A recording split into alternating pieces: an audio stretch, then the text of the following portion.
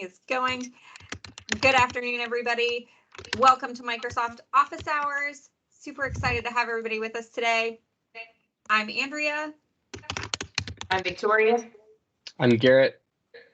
And with us today is Amy Bandy Taylor from Medical University of South Carolina. We're so thrilled to have you with us today. She will be talking about a Power App to manage hybrid work locations. I've seen this app. It is pretty cool. And she's going to share a bit more information on Power Apps themselves. And I really hope that she shares a little bit of some of the work she's been doing at MUSC, because when I got to support her, it was a lot of fun to see the work she's doing. And I know you guys will all learn something from her. As a reminder, this is being recorded and it is February 17th. I think Heather says that at the beginning and I forgot. All right. All yours, Amy. Thanks, Andrea. And thanks everybody for allowing me this opportunity to show you this really cool Power App. Full disclosure, I did not create this Power App. It was actually created by a Microsoft employee. Let me see, I'm going to pull up my PowerPoint here. His name is Stuart Ridout. He's in the UK, and I'll have his contact information at the end of my slides here. And so if you want to contact him for any reason, you can. Excuse me. So the app that I'm going to show you today is called TeamLink. It's a zip file that you can download from GitHub, and it's really neat. It's built on the Power Platform using Dataverse for Teams, and it allows team members to share their daily work locations. So this has been really helpful in our organization. When some of us work a few days from home and then a few days in the office, so we're able to actually see where people are going to be on any given day. And it's got some other really neat features too that I'm going to show you when I demo. So here's some of the features here. You can customize the campus locations. So we have a few different sites that people work at. So we've added those in there. You can pin different team members and colleagues as long as they're in the same team where the app is installed. You can view users by location. You can send direct chat messages to meet for coffee, which is a really neat feature. One caveat is that we did change the wording in the message, so it looks a little bit different for our organization. You can view direct reports automatically, but that's if your AD is set up for this. We've actually removed this button in our environment because our Active Directory is not set up to show who you manage in your organization. So for us, it doesn't show anything. And then it uses a Power Automate to update your status via an adaptive card, which is really neat too. But to do that, you have to be able to run a child flow in Power Automate, and that's not enabled in our environment. So unfortunately, it doesn't work for us. But hopefully, in your environment, it will work for you. And then last but not least, it is open source code, so it can be customized and extended to suit your needs, which is what we have done. In some cases, we've changed little features here and there in the Power App itself. My next slide is just a quick screenshot of what that adaptive card looks like that they've built. So you'll get a notification in your in chat, and you can actually update your location directly in here. Or if you want to ignore or never to remind yourself to, you can do that as well. So that's a really cool feature using Power Automate. And then my last slide here that I'm going to show you is just the link to the GitHub if you want to download the app, and then a really nice YouTube video that Stuart created to walk you through the installation process of adding this app to your team's environment. So those are just a few slides. Now I want to actually demo the app for you guys so you can see what it looks like. And then if you have any questions, I'll be happy to answer those for you. So let me change my screen sharing. So here we're in Teams. This is, let me move that over. This is what the app looks like when you install it. It adds it as a tab at the top. Your calendar view will show up at the top there. So this is my little picture here. I'm going to go back a couple of days just so you can see. We haven't used it in a few days in this channel, so there was some missing updates. But here's what the information that I put in, the days that I'll be working in an office, and then days I'll be working home. And on this Friday, I was not working at all. And then you can see some pinned people here. These are some of my coworkers, and I can see when they're going to be working in the office or if they're working from home, any on these days of this week. Normally, right here would be that that button to be able to see your direct reports, but we turned that off in our environment since it didn't work for us. You can add new people to your pinned list here. There's a little link right here, and you can. Oops, I don't know what that's about, but you can search anybody in your organization. If you add somebody who is not in the team, they won't be able to update their statuses, obviously, so you won't see anything for them. So this app is installed directly in a single team, so only those team members have access to update their statuses. And then the other thing you can do is view by site. So I can see, I don't know why this error keeps popping up. You can see the different locations that we have configured in our system, and you can see how many people are working in each location on a given day. And then if I click on that day, I can actually see who the people are that are working there that day. So that's a nice way to view, so you can see who's working in the same building as you are on a particular day.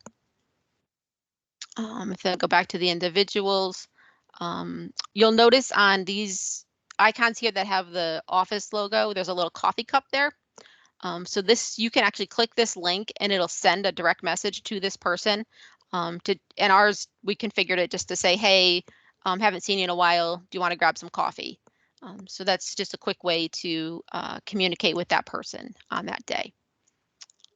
And then down at the corner here, you can change your working days or change your location. So you can set up locations based on either states or countries, depending on what your campus is set up like. We only have one single campus in the United States, but we do have several locations within South Carolina. So we've set that up to show those different locations. And that's really all there is to it. It's a pretty simple application, not difficult to use. You can change your statuses too. So like if I decided I wasn't working from home on this day, I can click on that icon and then change it to a different day. If I change it to an office location, this little icon here, then it gives me the option to choose which location. So we have a few different options here, and I can just select that and hit confirm, and then that changes it for me. So that's really all there is to it. Happy to take any questions now. If anybody wants to see something different. Can you show us how you might go in to install it in a team? Oh, sure. Change any of those things that you have set up? Because I think that would be helpful. The visual is great. I love that, but I wonder if people are looking at from like, how do I get it? What does it look like on the setup side? Yeah. So to install this application, what I did is go into the Power Apps application. And when this opens, I'll give it a second, the build menu at the top there. And then test team for training is the team that I installed it on. And to install it, you actually, when you get to this screen here, you'll go to this link that says import your solution. And when you click on that, it asks you to browse to the file, and it's just a zip file that you install. So you browse to it. Actually, I think I can show you. Here it is right here. And then what it does is it looks in this file and it tells you exactly what components are being installed. Let me hit next.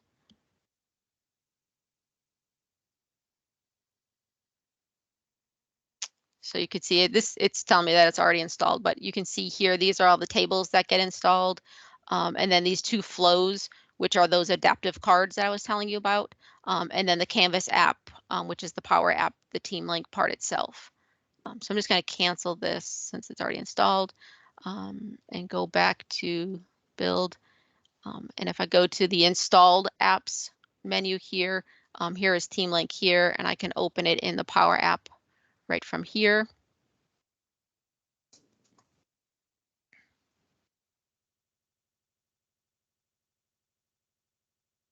And it just take a second to load.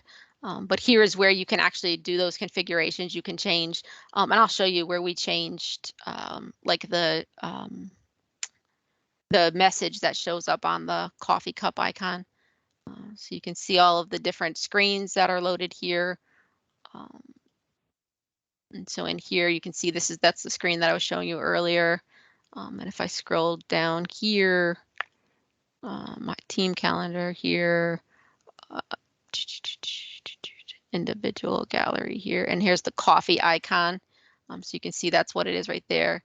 And then I just went here to the on select, pull this down so you can see. And so here's when you click that button, here's what it launches, this link, and then it posts, here's the message that it posts. And so this is what we changed to, hi there, haven't seen you in a while, want to grab some coffee. And so that's all customizable. You can change that. And then right here is where there's a button right here that we have hidden. That's that to show your direct reports. And what I did is just went to the visible, on visible, and changed it to false so that it doesn't show for anybody in my environment. So I see some questions. Oh, yeah, go ahead, I was gonna Andrea. say we've got a couple hands in the air. I think Shannon was first, and then it'll tell me if I go to the participant list, then Chris. My question is, can you set up partial days if I'm working a half day at home and then a half day in the afternoon, or you just have to change it from one to the other once you do that? Yeah, you just have to change it. I don't think there's functionality to do half days like that. That's how we do it. If I'm working in office half a day, when I get home, I just change it to remote. Your launch for that coffee message, does it kick you out of the app, or did you solve that problem where the chat box doesn't kick you out of the app? It takes you out of the app and it actually launches the browser window and then takes you back into Teams and takes you directly to that person's, to a chat message with that person. Is that what you mean? Working as intended? That's working as intended then? I would Right. I would hope that it would not kick you out of the app. And I've been trying to find a solution for that. No, I haven't found a solution for that. I haven't really played with it that much. Nobody's really complained about that. So it hasn't been a priority for me to change that. When you set up that launch to do a telephone call or a Teams call, it doesn't kick you out of the app. So it's very interesting to me that the chat feature doesn't open up a chat window. Oh, that is interesting. Yeah, when I click on it, it opens up the browser window, looking like it's going to open Teams in the browser, and then it brings me back into the desktop app and opens up the chat window with that person, and then I can see the message that is automatically put in the message box, and then I can add or remove anything that I want to before I hit send. So it doesn't automatically send the message to the person. You can edit it before you hit send. That's the only downside I see to launching that way.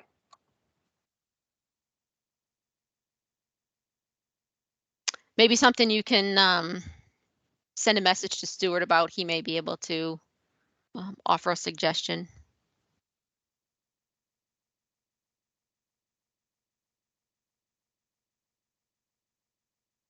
Any other question? I mean, I have one, and I think I've seen a couple other people ask it.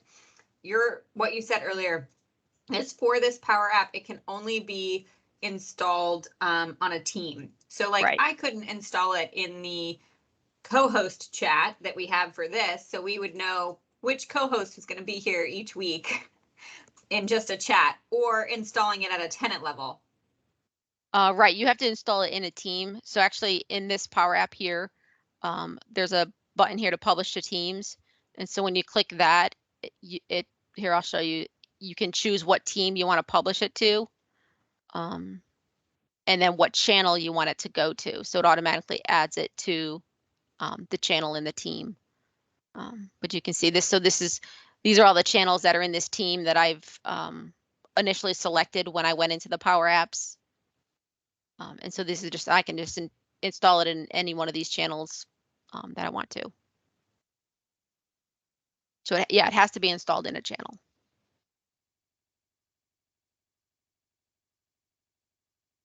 My guess is because it's leveraging the Dataverse for Teams, right?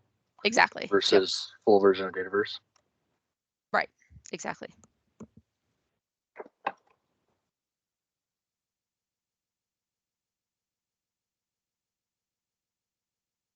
Have you had this come up, Amy? What if a team member is not licensed for Dataverse? We haven't had that come up. All of our users are licensed for it, I assume. I've had guest members on my team, and for planner tasks and stuff like that, it just doesn't work. Oh, okay. We don't have guest access enabled in our tenant yet. It's actually coming on Monday. So we may find some issues come up like that once people start adding external users to our teams. We'll see. We'll have to Yeah, make in sure that case, I just set up a Power Automate flow to send them an email with the task that I assigned them. Oh, okay.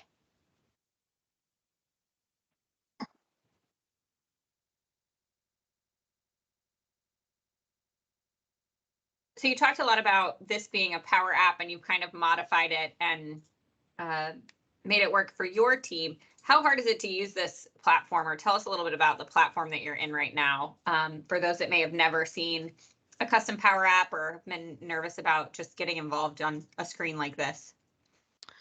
Sure.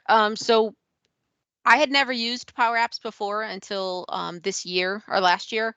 We developed a Power App for a program that we were implementing or reimagining called Imagine You, and we built a Power App for that. And so that was my first experience using this tool. And I was really nervous at first, thinking that I was going to have to use a lot of coding and things like that. And I have a little bit of a coding background, but I haven't used it in a really long time, so I was a little bit nervous. But it's really very easy, and um, there are a lot of resources. I took an app in a day class, which went through, it was a whole day class that went through building a Power App from scratch. And so I picked up some things from there. And then we just started playing with it and building it just very slowly, like one component at a time. And anytime I had any issues, I would always go to the internet and do some research, and found a lot of really great resources and people who had my issue and were able to solve it. And so I was just able to use what was online to fix any issues that I came up with. So it's actually really pretty user friendly, and my suggestion would definitely be to start small, just build one small app. One of the things that we've been working on is from SharePoint, you can use Power Apps to customize the form in SharePoint. And so we've been using that to play with Power App, and because that way you can leverage things like customizing fields so that other fields show based on those the value that you select, which is really nice because that doesn't come default in SharePoint. And then just hiding fields that you don't want the users to fill out. You can do that all in a Power App. And it's pretty easy to use. There's the different functions that are here on the side. If you click on them, you just fill in the function information here. And for the most part, it's very similar to using functions in Excel. And sometimes as you start typing, it'll automatically populate what it thinks that you're looking for. And so you can find different things that way. But it's a lot of fun just to play with it and find new things I find new things that I didn't know about all the time.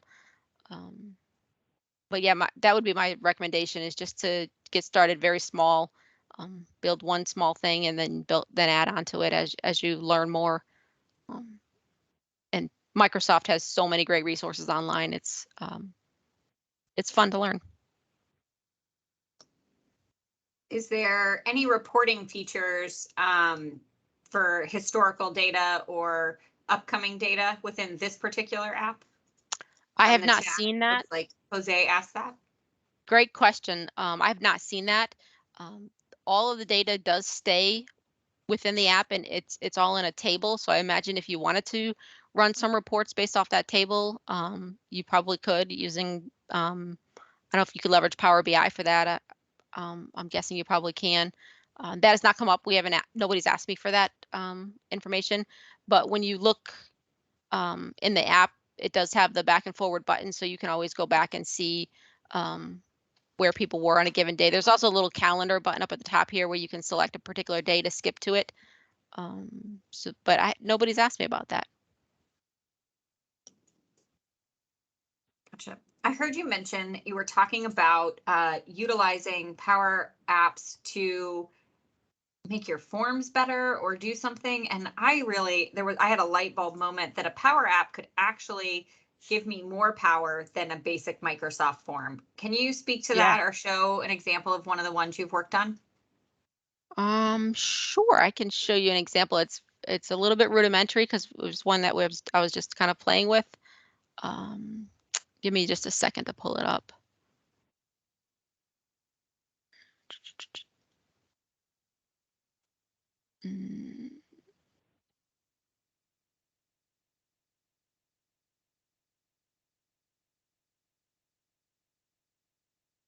And while she's pulling that up, if anybody else has questions, feel free to ask them. Walter mentioned that he loves the In a Day classes, and they're free too. So those come out from Microsoft on occasion. Check for emails around those and on the sites. Walter, do you have a great location where you get the information for In a Day classes? Just whenever the email comes in, I usually register for them. But I did have one quick question about the Power App. Are users actually forced to enter a location, or are they free not to enter a location? Yeah, it's totally optional. They do not have to enter or use this at all if they don't want to. Okay. There's actually one of the things that came up when we were before I could install this, our security team did a review, and one of the things that came up for them was, what if somebody, had another coworker that was maybe stalking them and they didn't want them to know where they were going to be that day.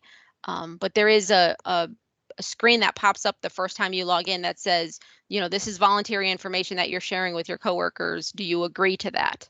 And so you have to agree to that before you can use the app. So if you really don't want to use it, you don't have to. We don't force anybody to use it. And we have it in a channel that's for all of our IS members, our IT team. And so it's just, we leave it up to the managers to, if they want their team to use it, then they can, and then they can, pin their own team members and see that information. But other than that, it's completely optional. Okay, thank you. And on a class in a day, or one of the ones that I took was Power BI, which was really cool because it's kind of scary. It's not one of those tools that you can just sit and get going on your own. And after like 4 hours of it, it gave me enough where I was able to essentially just like cobble something together, which was really cool. So I highly recommend those classes. Oh, that's great. I didn't know there was one for Power BI. I might be interested in that too. So this is the so Microsoft Lists. This is just a test one that I've been working on, so that I've been playing with the Power App form here.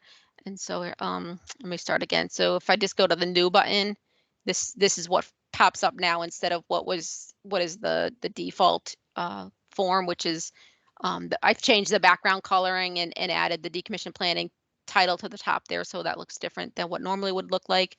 The title field is there. And then for the question here, this toggle switch, if I toggle it to on, it then pops up with the next end date field, and then I can calculate that. So this is just very small, rudimentary, something that I've been playing with, but this was all done in Power Apps. And to do that, it's really easy. So there's Power Automate, integrate Power Apps, and then you can customize forms right here. And it just opens up the form in a Power App, and then you can change whatever you want to. And what I did was I left the default form that was there and just created a new form so that I can start adding the fields that I wanted to add. And we left off some fields so that, the fields that we don't want necessarily users to fill in. Pretty simple to use.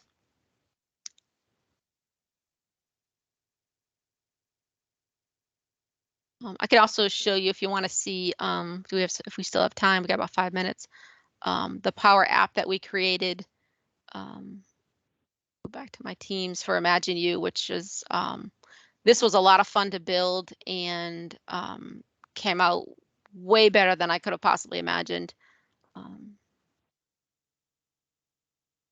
You know, I want you to share Imagine You. Yeah, I figured you did. So this was a program that we actually participated in the Microsoft Hackathon with a bunch of other schools. And our goal was this program, Imagine You, it's been in existence at MUSC for several years, but we were leveraging a learning management system to use it, and it wasn't really easy to use. It wasn't collaborative, like it didn't feel like a community. I don't know what's going on here.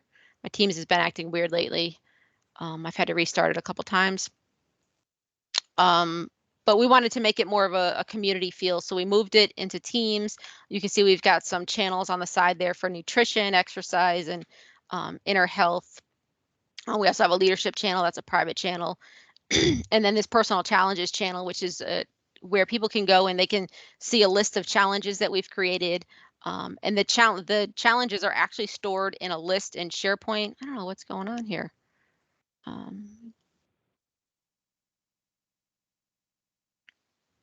And then, you know, we pull that list of those challenges into the Power app, and people can click on them to read a description. Oh yes, here it comes. All right.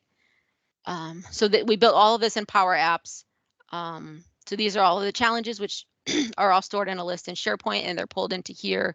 And then we have all these buttons here that when you click them, you can add them to your plan.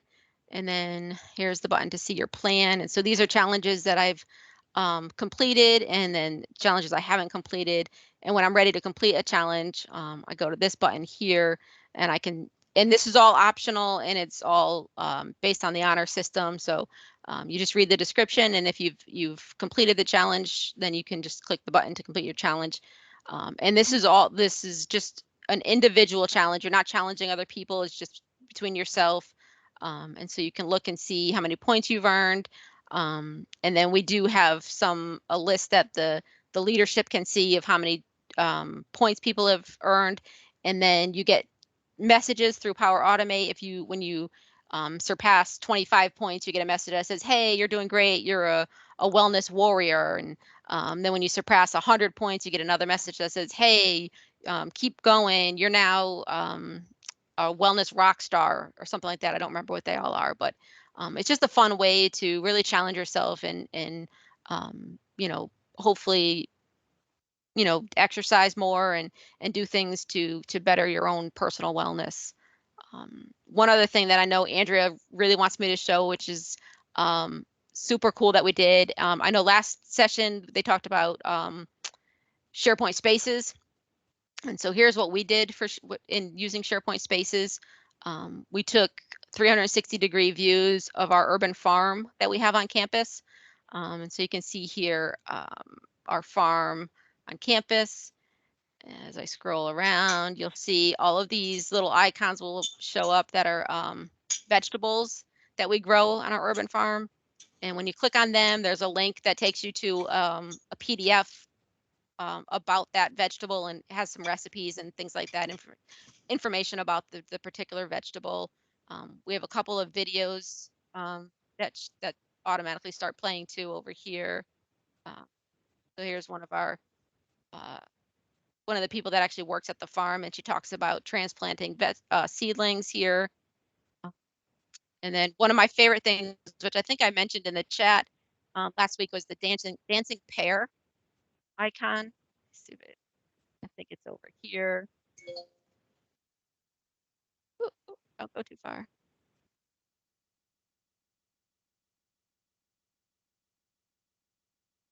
This is so awesome, Amy. Thanks. This is this little icon here, the fountain. If you click on this one, it takes you to a different spaces, the meditation zone. And then this one here is the dancing pear. Hopefully it'll load in a second. And this actually, yeah, there it goes. This one takes you to a spaces that's our exercise field where there's a whole bunch of videos where you can exercise. That's what we did with spaces. Oh, this is awesome. Thank you for taking the time to share Power Apps with us and really show us some ones that are real practical and can be used really easily, not complicated. Shovel makes me think of the quest. It's always good to have someone from the community share out. So thanks for being here with us today. Amy, thanks everybody for joining us, and we'll see you all next week. Victoria, anything else? Did I miss anything? Nope. We're just going to stop the record and then we'll see you guys next week.